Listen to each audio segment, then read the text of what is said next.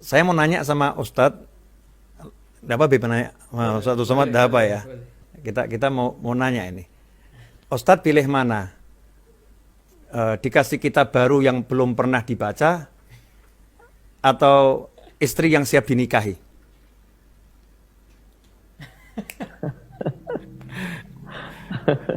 Boleh dijawab, boleh enggak Ustadz? Saya mau komentari kisah Bib Muhammad tadi itu. Jadi Bib Muhammad tadi itu kisahnya yang saya dapat yang versi kedua. Jadi kitab ditaruh di depan pintu. Iya. Kemudian Bib kitabnya dibawa masuk ke kamar. Itu yang lebih menarik versi ketiga Bib. Jadi versi kedua tapi dalam sudut pandang ketiga nih. Jadi bukan Habibnya nyuruh ngambilkan lentera. Bukan istrinya nggak ridho, nggak seneng. Justru istri juga nanya, itu kitab apa? Jadi istri ikut penasaran juga. Akhirnya istrinya megangkan lenteranya, ya suaminya yang baca. Jadi keduanya itu menikmati sampai subuh. Jadi dua-duanya orang-orang yang luar biasa. Nah Ustadz, kalau dapat istri yang model begitu, kira-kira istrinya yang diambil atau kitabnya Ustadz? Boleh dijawab, boleh Susah enggak? ini yang paling susah pertanyaannya, Habib. Iya. Boleh dijawab, Ana mesti boleh ambil enggak? ijazah dari Habib Muhammad dulu. Oh, Masya Allah. Butuh ijazah dulu. Ikhwani rahimakumullah. Maaf saya nanya sama Ustadz Abdul Somad seperti ini, maksudnya biar cair suasana, biar seger. Biar orang juga paham Ustadz. Barakallah. Kalau kita cari ilmu itu menyenangkan gitu loh. Ya, obrolannya orang-orang cari ilmu itu asyik, menyenangkan. Kalau orang cari duit aja katanya asyik cari duit. Cari ilmu itu jauh lebih nikmat, menyenangkan. Kita kembali ke topik Ustadz. Topiknya ini kan bagaimana cara membaca Nabi Muhammad SAW. Tadi yang saya dapat, udah saya sampaikan, saya tambahin dikit Ustadz, dari kitab ini. Insya Allah Antum juga tahu, ini kitabnya Syekh Muhammad Mudawwir Sya'rawi, yang tadi Ustadz Abdul Somad juga mengatakan dari semua tafsir yang sudah dipelajari, beliau juga sangat cenderung kepada pemahaman-pemahaman dari Syekh Mutawalli Asy-Sya'rawi. Kata guru saya, beliau termasuk mujaddid fi tafsir. Jadi mujaddid dalam ilmu tafsir di akhir zaman ini ya, di abad ini. Dikatakan di sini,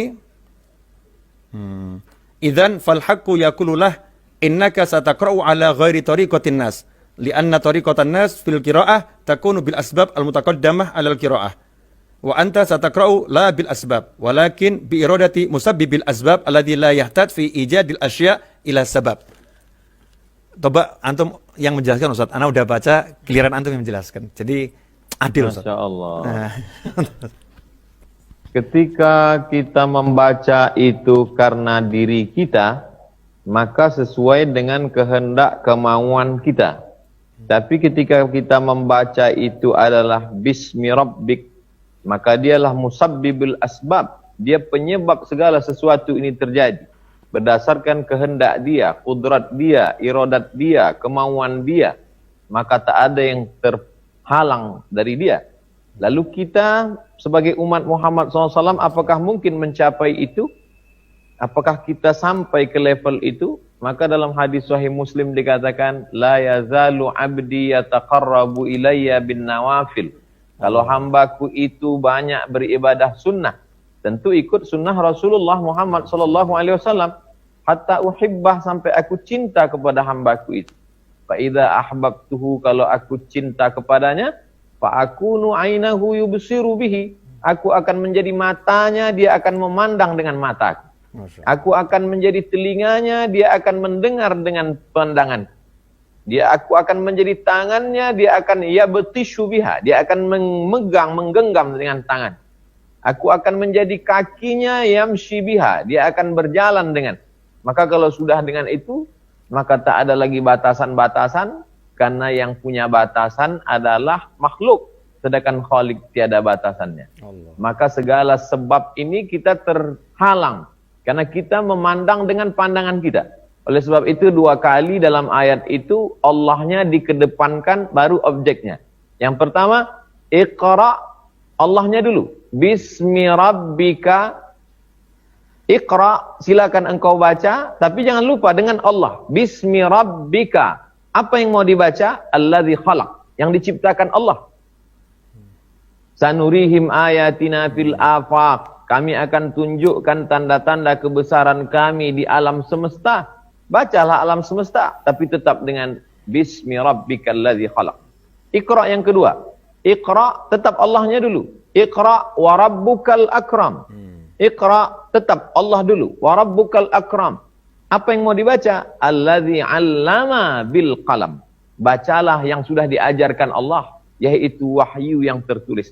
Maka 2 kali Iqra di situ, 2 juga yang diperintahkan Allah, tapi bersatu dalam satu, yaitu bersama, sama-sama membaca dengan Allah.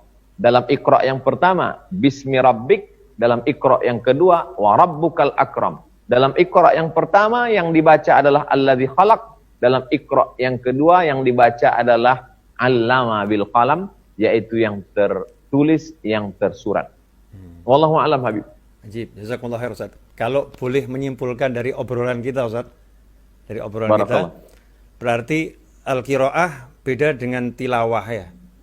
Qiraah beda dengan tilawah. Kita bisa ngomong bahasa Indonesia memiliki keterbatasan untuk menerjemahkan Al-Quran, maka dibutuhkan penjelasan ya. Bedanya qiraah sama tilawah, sama mutolaah ya, mutolaah. Artinya kalau qiraah, Iqra, bacalah, tidak harus membaca dalam arti melihat tulisan kemudian dieja, tetapi bisa membaca dengan akal, dengan pikiran ya.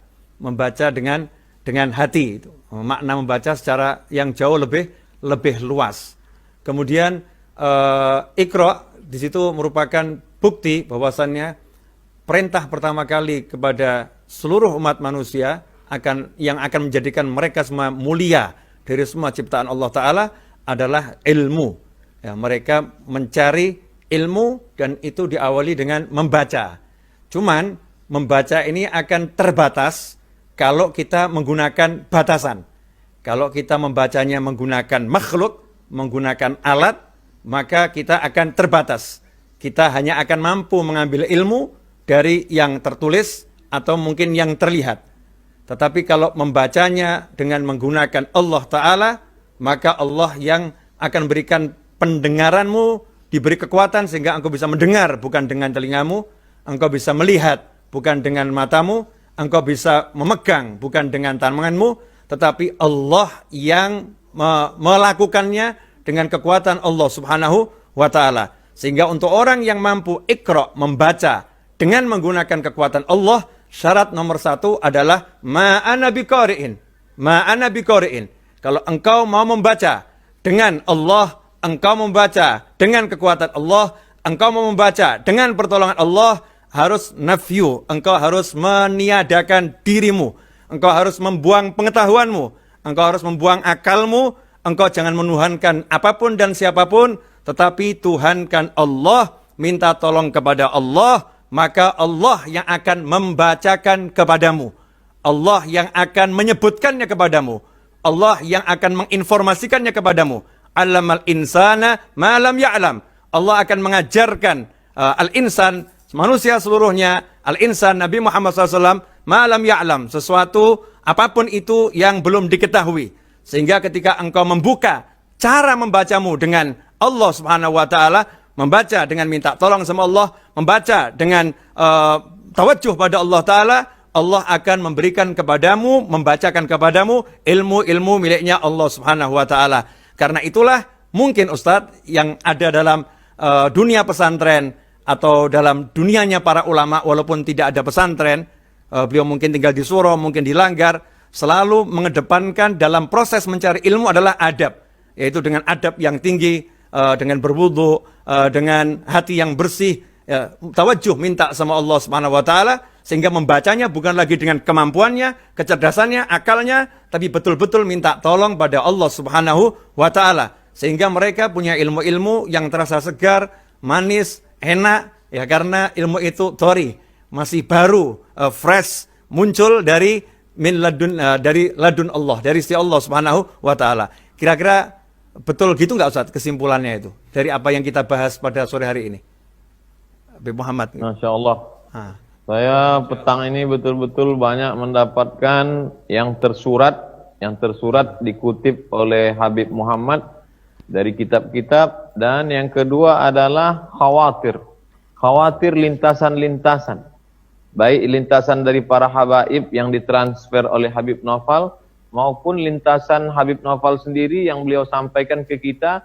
Ketika kita mampu berkata ma'ana biqari, barulah Allah mau mengajarkan kita. Selama kita masih berkata menurut saya, berdasarkan pengetahuan saya, IQ saya, maka jangan pernah kita mendapatkan apapun dari Allah, karena Allah tidak mau memberikan itu kepada orang yang angkuh dan sombong. La yadkhulul jannah man kana fi qalbihi mithqala habbatin min khardalin min kibrit. Jazakumullah Habib. Barakallahu fiik. Ustaz, antum kok ngerti bener ya? Kok ngerti bener tadi, khawatir. Jadi Ustaz memang itu setelah 3 kali jawabannya ma'ana biqari'in, baru dikasih gitu ya. Baru dikasih.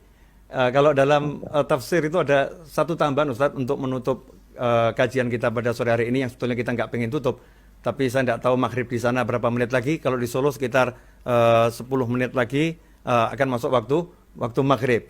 Nah, kalau nanti nggak saya akhiri, mungkin ada orang-orang yang kurang suka kalau kita ngaji di waktu maghrib. Nah, seakan-akan kita seperti orang yang nggak perhatian sama sholat. Ya, seperti nggak perhatian sama sholat. Ma'ana biqari'in, Habib Muhammad, saya baca, kalau ini saya baca dari beberapa riwayat para ulama ya, mungkin tidak disebut di tafsir dalam kajian gitu. Akhlak Nabi Muhammad SAW ketika bertemu malaikat Jibril alaihissalam. Jadi Rasulullah SAW itu dalam Sahih Bukhari dikatakan tidak langsung dapat wahyu, tetapi Nabi Muhammad SAW dapat mimpi. Nah, 6 bulan sebelum Rasulullah SAW itu ketemu malaikat Jibril, usia 39 tahun setengah, Nabi SAW dapat mimpi tiap hari mithla falaki subhiyah, yang mimpi itu sangat nyata. Jadi kalau malamnya mimpi, paginya itu kejadian nyata persis seperti yang dilihat di mimpi. Sehingga Rasul bisa ngomong, bentar lagi akan ada kejadian begini, bentar lagi ada kejadian seperti ini, bentar lagi ada kejadian seperti ini. Jadi Allah akan tunjukkan dulu bahwasannya mimpimu adalah benar. Di antara mimpi itu adalah akan bertemu malaikat Jibril alaihissalam di Gua Hira. Akan bertemu malaikat Jibril alaihissalam di Gua Hira. Maka Nabi SAW pun yakin mimpinya itu nggak salah. Beliau akhirnya yatakhalla fil Hira. Beliau pergi ke Gua Hira untuk kholwat, membuktikan mimpinya. Nah, ketika mimpinya terbukti, ketemu malaikat Jibril alaihissalam yang tidak memperkenalkan diri, tidak ngomong saya malaikat, saya ini diutus Allah. Enggak, tiba-tiba merangkul, memeluk, dan pelukannya itu pelukan yang cukup kencang, keras ya, yang bahkan yang ketiga sangat keras. Nabi tidak mengatakan, siapa kamu ini? Kenapa kamu peluk-peluk aku? Kemudian nanya-nanya, kamu bisa baca enggak? Baca. Siapain kamu? Perintah aku. Rasul enggak seperti itu, tapi jawabannya ma'ana biqari'in. Tawadhu' lillah, betul-betul merendahkan dirinya di hadapan Allah Ta'ala, menzerokan dirinya di hadapan Allah Subhanahu wa Ta'ala. Maka saat itulah setelah 3 kali sampai yang sangat keras ya, sangat keras, Nabi tetap ma'ana biqari'in, tidak menunjukkan siapa diri beliau dan mengatakan aku enggak bisa apa-apa, aku bukan siapa-siapa. Maka oleh Allah Subhanahu wa Ta'ala diberi wahyunya ya, diberi Iqra bismi rabbik, bacalah dengan nama Tuhanmu, maka engkau akan mengetahui jagat raya semuanya. Nah, ini ternyata proses untuk dapat wahyu ini pun Rasulullah SAW mengajarkan akhlak, ya, mengajarkan akhlak. Tawajjuh ilallah bil akhlak wa bil ibadah, dengan ibadah yang luar biasa, akhlak yang luar biasa, maka sama Allah Ta'ala diberi yang luar biasa. Itu Ustaz yang bisa saya tambahkan. Jazakumullah khairan. Jazakumullah. Ana mau minta waktu lagi kapan-kapan Ustaz. Kalau antum ada waktu kabari, nanti kita langsung buat lagi. Insyaallah Habib. Ya, jazakumullah khairan. Senang bener. Lain waktu kita pengen ada tambahan beberapa ustadz lagi, ya, beberapa ustadz lagi. Amin. Biar bisa lebih menyenangkan. Ratibil Fatihah lana Ustaz. Fatihah minkum. A'udzubillahi minasyaitonirrajim. Bismillahirrahmanirrahim. Alhamdulillahirabbil alamin arrahmanirrahim maliki yaumiddin. Iyyaka na'budu wa iyyaka nasta'in. Ihdinas shiratal mustaqim. Shiratal ladzina an'amta 'alaihim ghairil maghdubi 'alaihim waladdallin. Amin. Natabarraku bi du'aikum. Bismillahirrahmanirrahim. Alhamdulillahirabbil alamin. Allahumma shalli wa sallim ala sayyidina Muhammadin wa ala alihi washabbihi ajma'in. Allah ja'alna minal 'aidin al-faizil al-maqbulin. Amin. Wa dhafirin bi ridha rabbil alamin. Wa Allah ja'alna minal mutahabina fillah. mutaakhina Amin. fillah, mutazawirina Amin. fillah, mutajalisna fillah. Amin. Allah yaftah alaina wa ala auladina wa atlabana futuhal arifin wa faqina Amin. yahum fiddin wa alimna wa yahum ta'wil wa dina yahum ila sawa'i sabil. Allahumma aslih niyah wa dhurriyah wa jalil hajat kullaha maqdiyah diniyah wa dunyawiyah wa ukhrawiyah bijahi khairil bariyah wa sallallahu ala sayyidina Muhammadin wa sahbihi wa sallam. Alhamdulillahi rabbil alamin. Jazakumullah khairan. Sekaligus saya umumkan kepada seluruh jamaah Majlis Ar-Raudhah dimanapun berada, Majlis Ar-Raudhah masih istirahat yang majelis dunia nyatanya sampai nanti semuanya sudah jelas, terang benderang sesuai dengan aturan pemerintah setempat dan para ulama setempat. Setelah semuanya jelas saya akan umumkan. Sebelum itu saya akan tetap jalankan majelis Jumat malam Sabtu mulai Jumat besok di dunia maya virtual ya, majelis virtual mulai malam Sabtu besok insya Allah kajian dimulai secara virtual. Untuk nyatanya nanti kalau sudah semuanya new normal, betul-betul normal senormal-normalnya, dan insya Allah itu segera, dan seluruh yang memimpin bangsa ini, yang bertugas siapapun itu diberi Allah kemampuan, kemudahan, kekuatan ya untuk membawa bangsa kita ini lepas dari ujian corona dan ujian-ujian yang lain dengan mudah dan dengan hasil yang berkah dan baik. Semoga itu berkah manfaat. Saya minta maaf sebagai pembawa acara, mudah-mudahan tidak mengecewakan, dan saya minta maaf kalau saya tampak tua walaupun usia saya tidak setua beliau-beliau ya. Beliau-beliau ini utuhnya lebih tua dari saya, tapi saya tampak jauh lebih tua. Ini karena kesalahan semir yang belum saya semir, saudara-saudara. Jazakumullah khairan. Dan mudah-mudahan Ustaz Abdul Somad segera mendapatkan pasangan hidup yang bisa bahagiakan dunia akhirah. Amin. Ya, Amin. bisa membahagiakan dunia akhirah, menenteramkan hatinya dunia akhirah. Dan menjadi darinya keluar anak keturunan yang soleh dan solihah ila yaumil qiyamah. Amin. Wassallallahu alaihi Muhammadin wa alihi wasallam. Alhamdulillah minkum. Saya Novel bin Muhammad Idrus bersama Habib Muhammad bin Nusil Habsyi dan Ustaz Abdul Somad undur diri. Mudah-mudahan berkah dan manfaat. Jangan lupa, insya Allah akan ada kajian-kajian semisal di episode-episode yang akan datang. Ini namanya lagi nodong langsung Ustaz Abdul Somad.